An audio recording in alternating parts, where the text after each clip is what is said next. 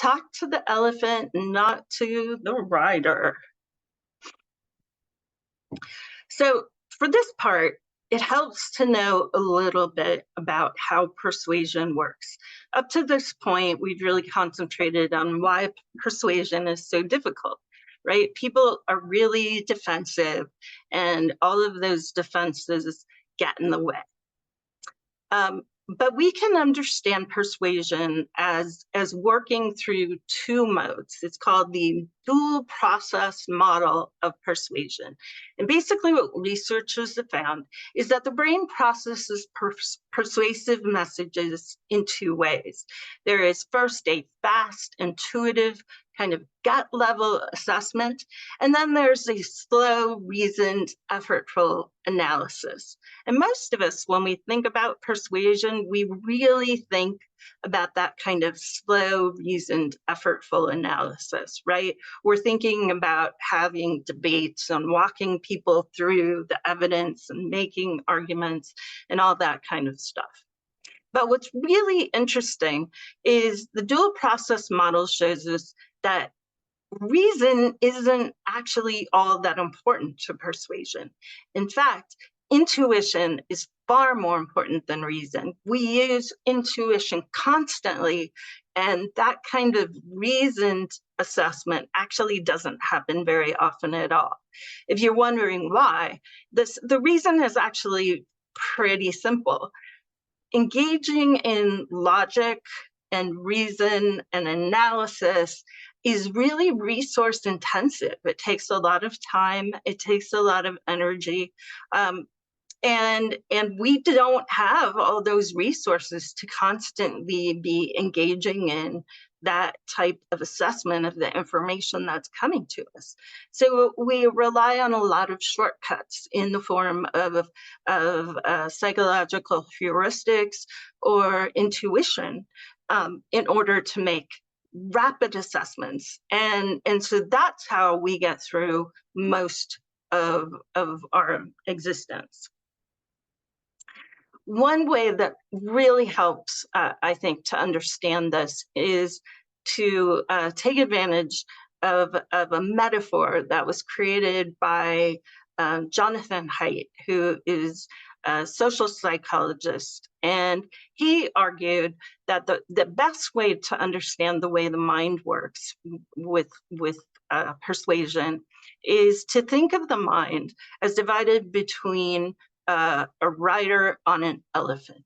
So you think of the mind as being divided in two parts, where one part is the rider and one part is the elephant. The elephant is the part of our mind that is really intuitive and emotional. It's persuaded by those gut feelings. And the rider is that part of the mind that is persuaded by facts and reason.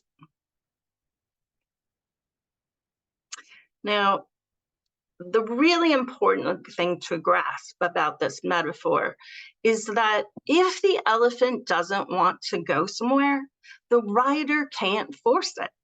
So while it seems like the reasonable rider is in charge, in reality, the emotional elephant has all the power in the relationship. And even worse than that, usually the rider is trying to hide the fact that they're powerless by rationalizing the elephant's desires.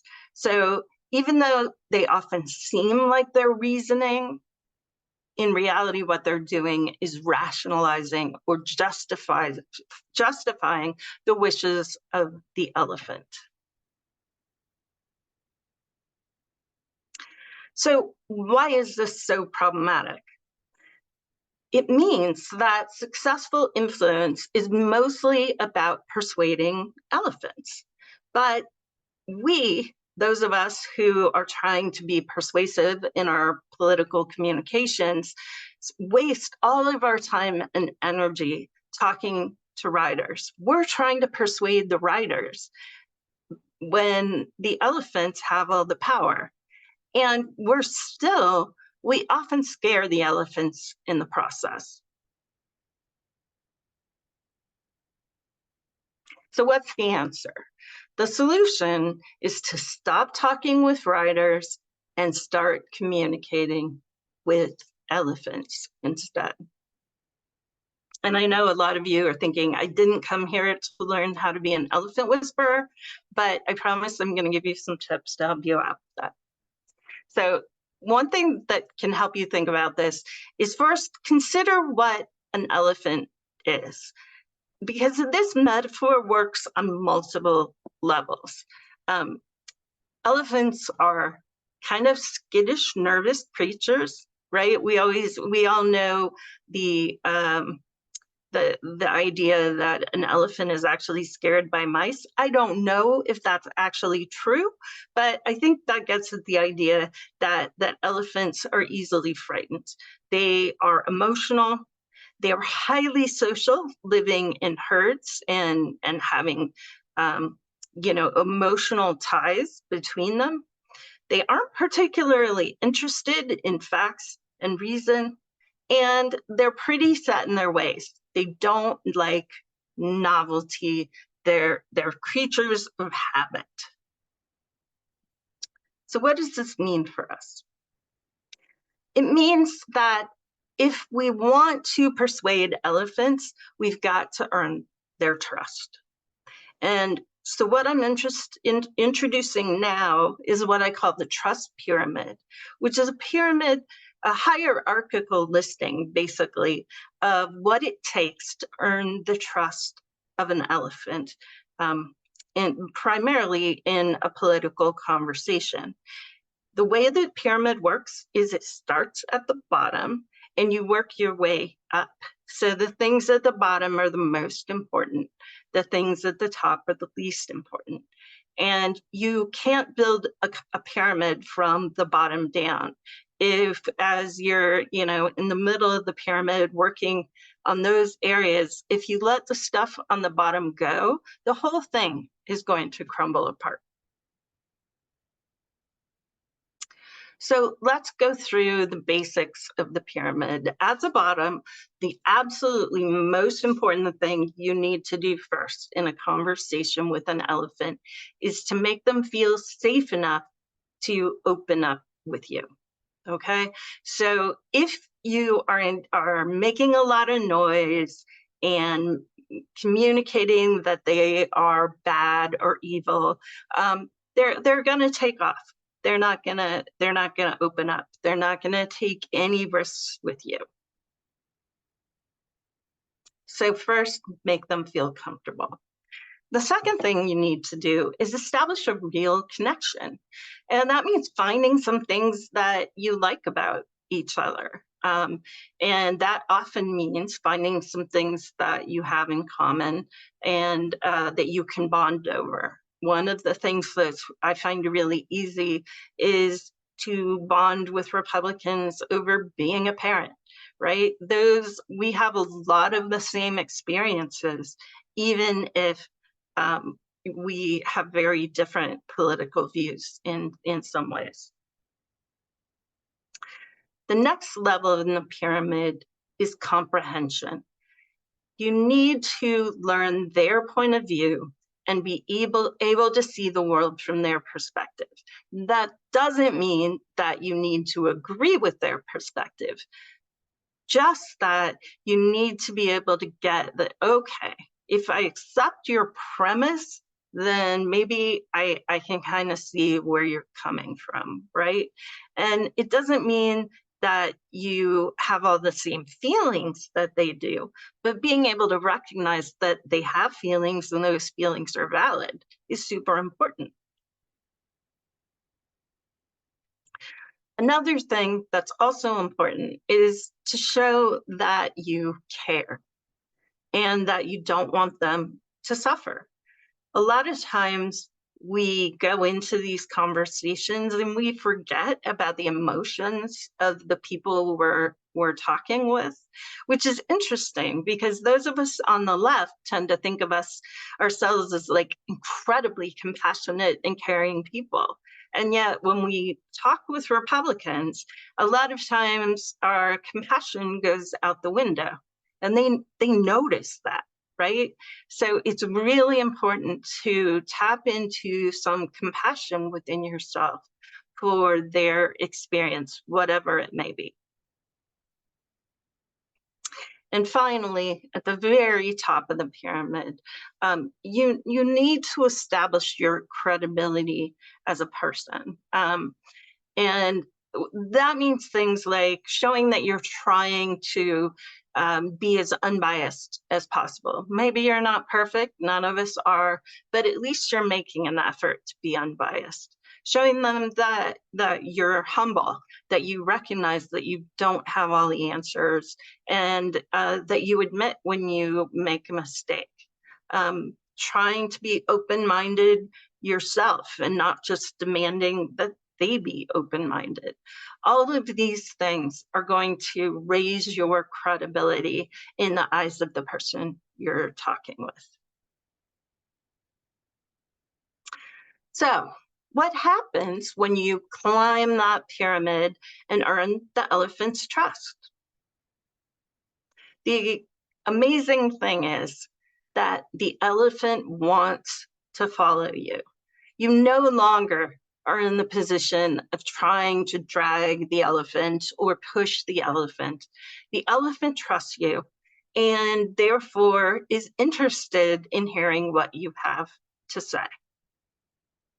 And not only that, because the elephant likes you so much, the elephant actually wants to reduce the distance between you, wants to find ways to reduce the cognitive dissonance that may be pulling you apart.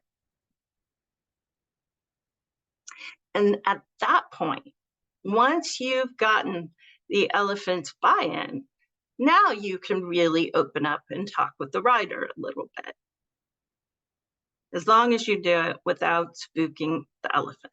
So, secret number 3, foster change, don't force it. And this is really the heart of the smart politics method in a lot of ways.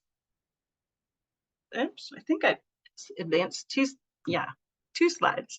All right, so this is the persuasion conversation cycle. It's a 5-step process for having a conversation with someone, especially someone you disagree with. And it serves both as a tool for earning the elephant's trust, for climbing that pyramid, and for persuading the rider. You can do both of those things as you're going through the cycle. So what I'm going to do first here is walk you through each of these steps in the cycle and explain a little bit about how it works. So the first step in the cycle is to ask questions. If you're going into a conversation and you're really the one initiating it, the best way to do that is to ask a very open-ended, non-judgmental, curious question that invites the other person to share their perspective. You don't go into a conversation sharing your views and then expecting them to listen to you. One of the things about all the work we do in smart politics is it does assume that you're really the one carrying the burden for this work. After all, you're the one who wants to persuade them. So if you want them to be persuaded, you're going to have to do the work in the dialogue. The next step in the cycle is to listen to the answer. And it always sounds so simple, but the reality is listening is hard, particularly in our culture where listening tends to just be taking turns talking or listening to reply rather than listening to understand. Learning to listen in a way that actually makes a difference takes practice. And it means you have to pay close attention to what the other person is saying and turn down the sound of that chatter in your own head that's telling you that what they're saying is wrong. What matters isn't what you think in that moment, but what they think. you are going to try to tune in to what they believe and try to understand their perspective rather than preparing your rebuttal, which I know is what most of us do when we're having a conversation. And then the last thing you really need to do is fully listen to them. And part of what that involves is letting them talk as long as they want. A lot of times when you first start getting into a conversation with a Republican, what you'll discover is that they have a lot to say once they actually feel safe enough to say it. So be prepared to hang in there and take some deep breaths and just endure, because eventually they will get it all out, but it can take a while in the process.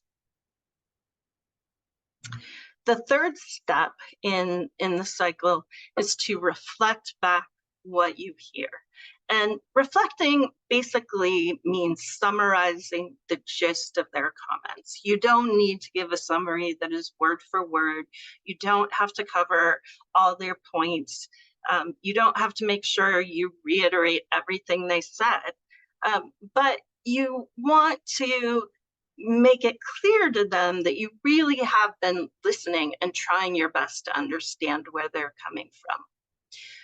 Really good reflections include not only a summary of what the other person said, but also includes naming their emotions, like were they worried or angry or scared, what was kind of behind that, underlying the emotions. And also some recapitulation of the implicit content that is often contained. Like they may have expressed a particular view without going into their reasons why. And yet, simply from listening, you may get a sense of what their reasons why, and it's okay to kind of raise those up and say, and make a guess about what that implicit content is. And these reflections serve really two functions. The first, as I said, is to show them that you're trying to understand where they're coming from. But also, it acts as a check on your understanding. A lot of times we think we understand where the other person is coming from. And actually, we're pretty far off. And so by forcing us to go through this exercise of summarizing their perspective, we give them an opportunity to say, no, actually, that's not quite right. And then you can say, oh, I'm sorry. Can you explain it to me again so I make sure that I really have heard you? Going through that is really important for building a strong relationship. It's essential for establishing that comprehension portion of the pyramid. And it can also be really valuable for giving them an opportunity to hear their own words back to them. And sometimes you'll find when someone hears their own words back, spoken back to them, that actually they start to change their opinion right then on their own without you doing anything.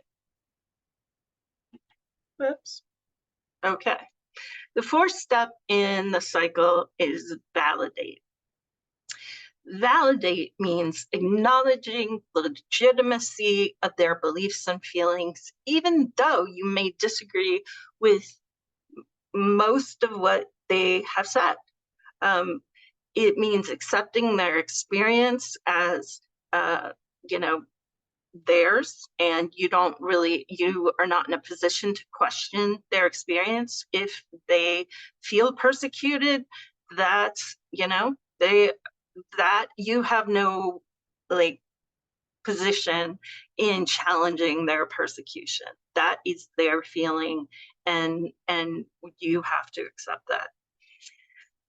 Perhaps the most important part of validating is agreeing where possible. And in my experience, There are some things that are really easy to agree on and some things that are really hard to agree on. In general, I try to stay away from the 3 Ps, politicians, policies, and parties. And also often I stay away from facts. Instead, I focus on goals, values, and emotions, because those are things that you can almost always agree on.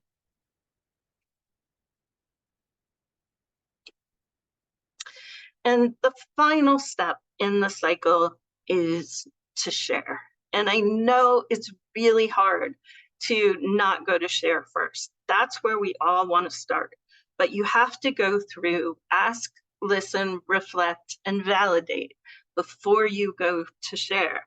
And it doesn't matter how valid your point of view is, how well supported by evidence. If you share it earlier, they won't be able to hear you. The reason we go through all the work of ask, listen, reflect, and validate is to climb that pyramid and get them to a place where they trust you enough to actually hear what you have to say. But that said, even when you're talking with the writer, you have to be really careful about how you go about sharing. And you really need, for example, to stay away from arguing with facts and reason. And the reason for that is because of the belief defense system. The belief defense system is really tricky. Whenever you try to present a reasoned argument, it's going to kick in. Even if you have earned their trust and built a great relationship. If they can tell that you are, mounting an attack on their carefully curated beliefs, their trust in you is going to begin to crumble. So instead, you have to kind of work around that. And one of the most powerful ways to work around that we've found is to, instead of making an argument, to share a story or share an anecdote. And so if there's a topic that you're discussing, for example, let's say you're talking about climate change and they don't believe in climate change, instead of presenting them with a bunch of facts and figures about why climate change is real, global warming is happening, present a story about how you or someone you know has personally been impacted by recent changes in weather patterns. That's a way to connect that doesn't trigger the belief defense system. Also, that information becomes more solidly lodged in their memory. Research shows that information in stories is remembered when information presented as an argument is forgotten. And also it allows people to empathize when they can't empathize with an argument, but in the form of a story, you can actually reach that part of their brain that can imagine themselves in someone else's perspective. The final point I'll make on the sharing is I know a lot of times people want to share important information, like they want to go out there and share a movie or share a book. And in general, that doesn't work real well, but if you feel you must do that, it's really important to only do that after you've gotten the other person's consent. Don't go to them and say, hey, I've got this really great book, just read it and you'll understand where I'm coming from. First, you've got to say, hey, I think, one of the ways we can understand each other a little better is if we shared some information with each other. And I read this book that really had a big influence on my thinking. And I wonder if you might be interested in looking at it too. If they say yes, then at that point, go ahead, share it with them. That's great. but otherwise don't do it, because chances are they're not going to listen, and it's going to generate reactance, that feeling that you're trying to control them. And the last thing I want to talk about here is kind of how we can use the persuasion conversation cycle to persuade the writer. All 5 of the steps can be important once you've earned the trust of the elephant, but there are ways that you can think about your subsequent engagement as really shifting the writer gently rather than forcing it. So one of the big ways to do that is to motivate change. One of the big barriers that we run into when we're trying to persuade people is that people are pretty happy the way they are. You know, it's risky to change, and they don't have a great desire to do so on their own. And so one way that you can make conversations motivate change is by eliciting inconsistencies and highlighting ambivalence. And what I mean by that is ask them for stories about where their beliefs are coming from, and get them to talk about a topic as much as you can. And while you listen, pay attention to places where there's tension or inconsistency in what they're saying. Now, when you pick up on that, don't go, "Hey, you're being hypocritical." That's not good. That's going to scare the elephant. But what you can say is, it sounds like you're being pulled in 2 directions here. On the one hand, you really want a clean environment, but on the other hand, you're kind of skeptical of claims about the severity of the effects of CO2 in the atmosphere on global temperatures. When you do that, you give them control of figuring out how they're going to resolve these tensions, but it necessarily generates a feeling in them, this sense of cognitive dissonance, which is uncomfortable, that makes them feel like, I do need to figure that out. You're right. The next thing that needs to happen is there are ways for you to catalyze change with the persuasion conversation cycle. So instead of thinking of yourself as being there to make arguments and educate them, think of yourself as being a really awesome teacher who is there to facilitate learning and facilitate the inherent potential of the person you're talking with. Your job is to figure out what they want to know and help them learn it. So instead of saying, "Here, read this," say to them, is there something more that you'd like to know about this topic? And when they say yes, then say, "Okay, well, maybe we can look into this together," right? So do it as a team, investigate the information. And another thing that you can do is offer emotional support. Change is hard. Learning is hard. Provide encouragement throughout the process. Rather than making them feel bad because they haven't already changed, make them feel good that they're being curious and investing in learning more. And finally, once they do start to change and seem like they're going to a new place, help stabilize that change. A lot of times people start to make a shift and then they fall backwards. And they fall backwards in part because all of the other forces in their environment are pushing on them and keeping them in that place.